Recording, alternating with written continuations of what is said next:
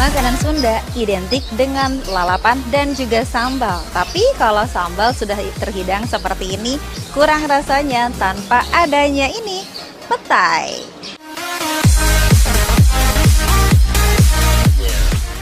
Kalau disatukan dengan olahan lain itu ada rasa lain yang bikin petai itu jadi enak, jadi rasanya beda gitu. Kalau misalkan rasanya satuan itu agak-agak pahit, Mbak, jadi agak kurang suka gitu.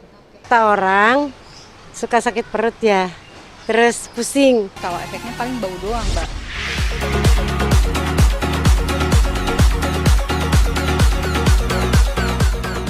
Sehabis makan petai sepertinya jadi nggak pede. Bau mulut kita jadi kurang nyaman untuk berhadapan dengan lawan bicara.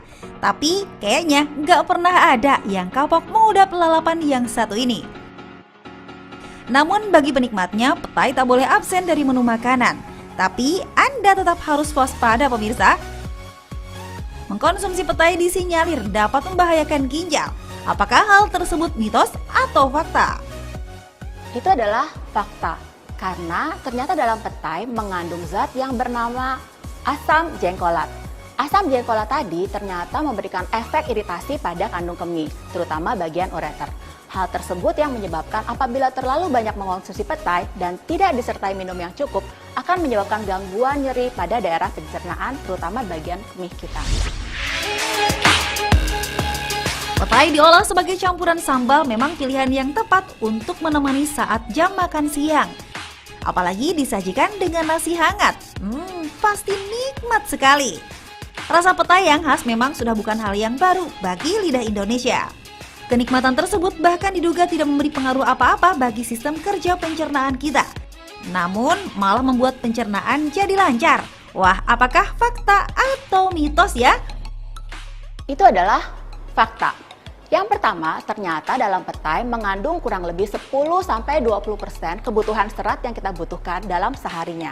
Kita semua tahu bahwa serat sangat penting buat pencernaan kita, membantu untuk mengeluarkan kelebihan dari bahan makanan kita, membuat kita lebih lancar untuk buang air besar, dan memberikan kenyamanan pada pencernaan kita. Yang kedua, petai sendiri ternyata memiliki efek anti-infeksi yang didapatkan dengan cara menghambat pertumbuhan dari kuman seperti H. pylori maupun E. coli. H. pylori merupakan kuman yang berperan dalam terbentuknya ulkus di dalam lambung, sedangkan E. coli sangat berperan dalam terjadinya diare.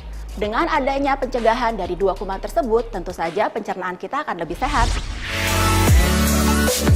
Penyakit asam urat biasanya terjadi di berbagai sendi pada tubuh. Umumnya terjadi pembengkakan lalu kemudian diikuti dengan rasa nyeri. Hal tersebut terjadi karena penumpukan asam urat yang kemudian membentuk kristal. Gejala asam urat dapat diatasi apabila penderitanya mengikuti anjuran dokter. Namun akan semakin parah apabila mengkonsumsi makanan pemicunya, yaitu petai. Banyak mitos mengatakan kalau petai mampu meningkatkan asam urat. Apakah itu fakta atau mitos ya pemirsa? Itu adalah mitos. Jadi memang di dalam petai terdapat beberapa kandungan yang cukup tinggi mengandung purin. Tetapi konsumsi petai sendiri tidak menyebabkan terjadinya penumpukan dari asam urat yang menimbulkan gejala sakit pada persendian kita. Kulit yang sehat dapat menunjang penampilan seseorang, sehingga kita akan merasa lebih percaya diri. Berbagai perawatan yang mahal rela dilakukan demi mendapatkan kulit yang sempurna. Tapi ada juga yang lebih memilih cara sederhana tanpa perlu merogoh kocek yang dalam, seperti mengkonsumsi sayuran dan tak menutup kemungkinan bagi petai. Karena si hijau berbau khas ini diduga baik untuk menjaga kesehatan kulit. Apakah fakta atau mitos ya? Itu adalah fakta. Salah satunya karena ternyata dalam petai mengandung kandungan antioksidan yang cukup tinggi. Tingginya antioksidan dalam petai tersebut tentu saja memberikan efek perlindungan dari kulit kita terhadap adanya radikal bebas, sehingga kulit kita tampak lebih sehat dan regenerasi kulitnya akan lebih bagus. Soal rasa petai yang juara di lidah penikmatnya, umumnya kudapan ini dikonsumsi dalam bentuk lalapan. Selain rasanya yang gurih, kudapan ini juga tak luput dari kandungan yang berkhasiat bagi tubuh dan penyakit tertentu. Salah satunya darah tinggi. Karena seperti yang kita tahu, penderita darah tinggi memiliki aturan dalam mengkonsumsi makanan. Hal tersebut dilakukan untuk mencegah munculnya risiko yang fatal seperti serangan jantung. Lantas, apakah fakta atau mitos bila mengkonsumsi petai dapat menurunkan tekanan darah? Yuk simak penjelasan Dr. Vera berikut ini. Itu adalah fakta. Penelitian-penelitian yang telah dilakukan selama ini memang terutama dilakukan pada sel maupun pada binatang menunjukkan bahwa petai memiliki kandungan antioksidan yang cukup tinggi. Tingginya kandungan antioksidan tersebut ternyata memberikan perlindungan pada tubuh kita, mencegah terdapat radikal bebas dalam tubuh. Hal ini tentu saja memperbaiki regenerasi dari pembuluh darah dan juga mencegah terjadinya pembentukan plak dalam pembuluh darah tersebut. Dengan adanya pembuluh darah yang baik, maka aliran darah akan lebih baik dan tekanan darah akan lebih baik lagi. Sedikit banyaknya asupan nutrisi dan karbohidrat yang dikonsumsi akan mempengaruhi jumlah gula darah pada tubuh. Maka dari itu sangat penting untuk menjaga pola makan dan memperhatikan gizi yang masuk ke tubuh. Kadar gula dapat dikatakan tinggi jika melebihi 200 mg per desiliter dan harus segera diatasi sebelum terjadi diabetes. Namun, berbagai rumor sudah melekat di masyarakat seputar makanan yang mampu menurunkan kadar gula darah. Salah satunya adalah petai. Nah, fakta atau mitos bila petai bisa menurunkan kadar gula dalam darah? Itu adalah fakta. Menariknya, ternyata di dalam petai terdapat dua mekanisme penurunan tekanan darah. Yang pertama, ternyata kandungan dari beta-sitosterol maupun stigmasterol membantu mengaktifkan tubuh kita untuk lebih sensitif terhadap adanya insulin. Tubuh yang sensitif terhadap insulin akan membantu mengurangi kandungan gula darah dalam tubuh kita setelah kita mengonsumsi karbohidrat. Yang kedua, ternyata petai memiliki efek berdasarkan penelitian di laboratorium untuk memberikan efek hambatan terhadap enzim amilase maupun beta-glukosidase. Kedua enzim tersebut ternyata menghambat absorpsi dari karbohidrat. Dengan terhambatnya absorpsi dari karbohidrat, maka kadar gula darah dalam tubuh kita akan lebih terkontrol. Tetapi hal tersebut memang baru dilakukan penelitian dengan ekstrak petai dan dilakukan pada hewan coba. Memilih-milih makanan memang penting untuk mencegah timbulnya penyakit, tak terkecuali kanker. Penyakit ini adalah salah satu yang mematikan. Ada beberapa makanan menjadi salah satu pemicunya. Namun kita dapat menghindarinya dengan mengkonsumsi makanan yang kaya manfaat seperti petai. Petai memang dikenal akan khasiatnya yang banyak. Lalu, fakta atau mitos bila petai bisa mencegah penyakit kanker? Fakta atau mitos? Itu adalah fakta. Berdasarkan penelitian, ternyata dalam petai mengandung zat aktif yang bernama lupeol. Lupeol tersebut ternyata membantu untuk memberikan efek apoptosis pada sel kanker. Artinya sel kanker tersebut akan mati dan tidak dapat beregenerasi.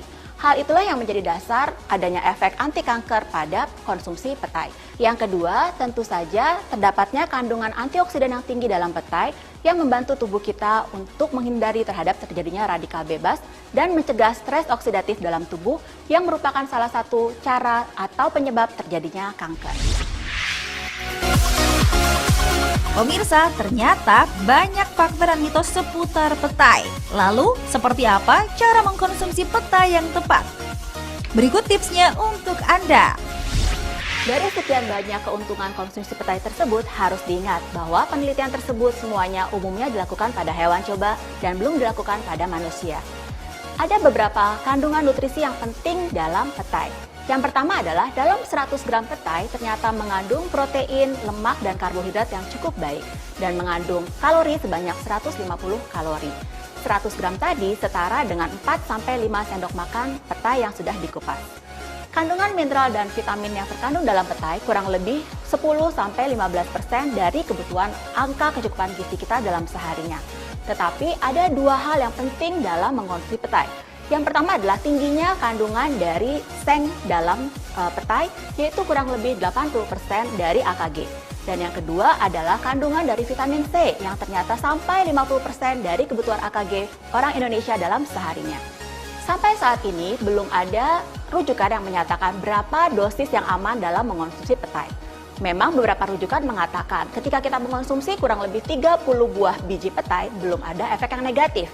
Tetapi harus diingat, dalam petai ternyata terdapat zat yang bersifat antinutrien. Zat antinutrien adalah zat yang menghambat absorpsi dari zat gizi. Antara lain adalah tanin, antitripsin, dan juga hemoglobin.